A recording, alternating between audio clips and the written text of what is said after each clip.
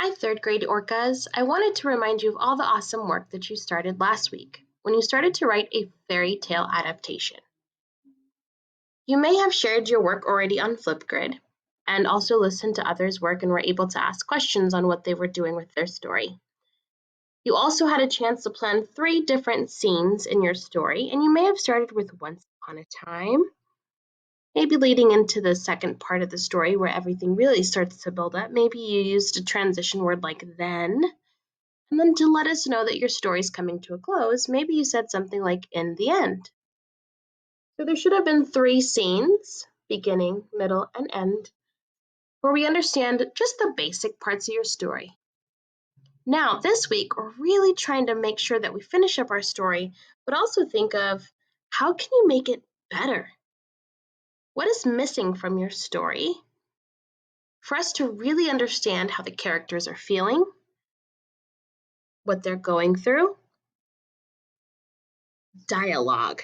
Dialogue adds so much context to the story. It really lets us know what the characters are feeling, their relationships with each other, and really understands and really has a chance for us to understand their traits. So remember, dialogue is a conversation between characters. Today I wanted to teach you that we balance dialogue with characters' actions. So like in this picture, the 2 villains are talking to each other. And what I imagine possibly them saying right now is maybe one evil queen is saying, "Can you believe she thinks she is the fairest one of all?" The evil queen said. The evil witch laughed and said, "What a silly girl. Let's do something about it." Now, that could have been just a simple picture, but with us adding dialogue, it really adds the context of what is happening just beyond the picture, just beyond the simple words we put. Dialogue always adds more understanding as a reader to what's going on. A couple things I wanted to remind us about as well are the highlighted parts of this dialogue. This is what we call dialogue tags. So it lets us know who said the words, right? So on the left, you'll see that the evil queen said, and on the right, you'll see that it says the evil witch laughed and said. Now sometimes the tags can be at the end, and sometimes they can be at the beginning. We'll look more at some more examples in a bit. But remember, dialogue is a conversation between characters, and it always makes your story come to life. So this week we're looking at villains and how in the world are we going to learn from a villain? Well, how can we add dialogue by looking at what does a villain say or do? We're going to be focusing on villains this week and how they can teach us about how to become a better writer. Weird, right? So let's take a peek at this book called Hansel and Gretel. Now, I am not the biggest fan of our comic chapter books, but I will say that I'm beginning to love the way that they allow us to look at dialogue.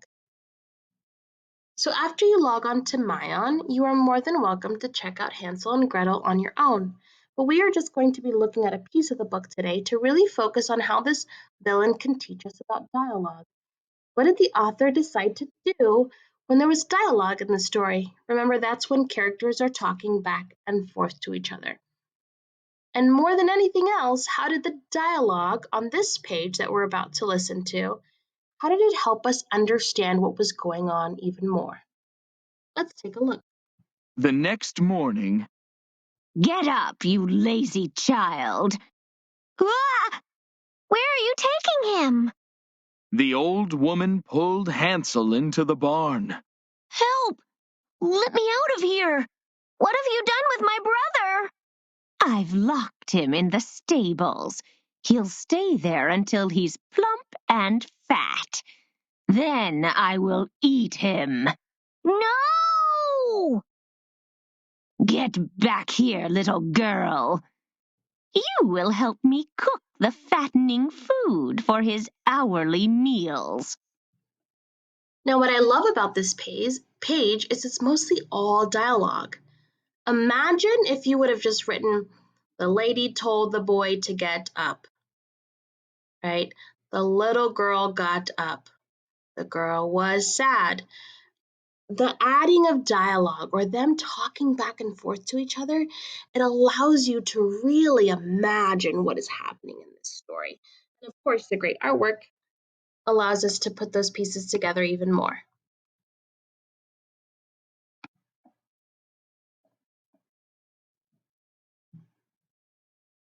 Now let's check out my story from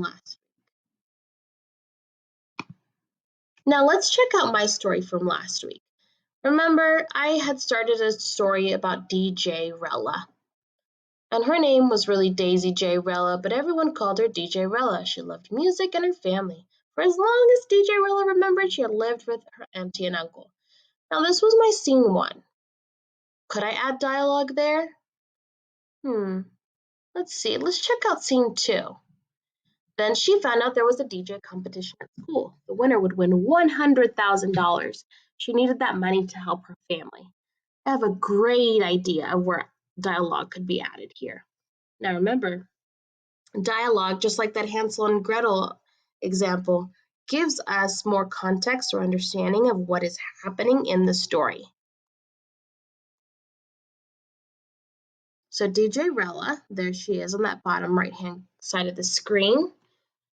I'm going to add some dialogue right where that blue arrow is. Now, on your draft that you've already flash drafted, you could do the same. If you find a spot on your paper where you think, dialogue would be great there, just draw an arrow and write on the sides of the paper or whatever is best for you.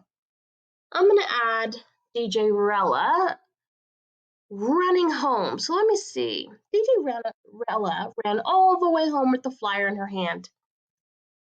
She opened the door and yelled, "Auntie, look at the competition they are going to have at school."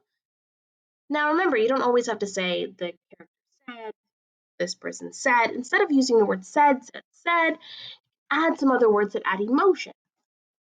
Her auntie replied, "What competition? Tell me all about it."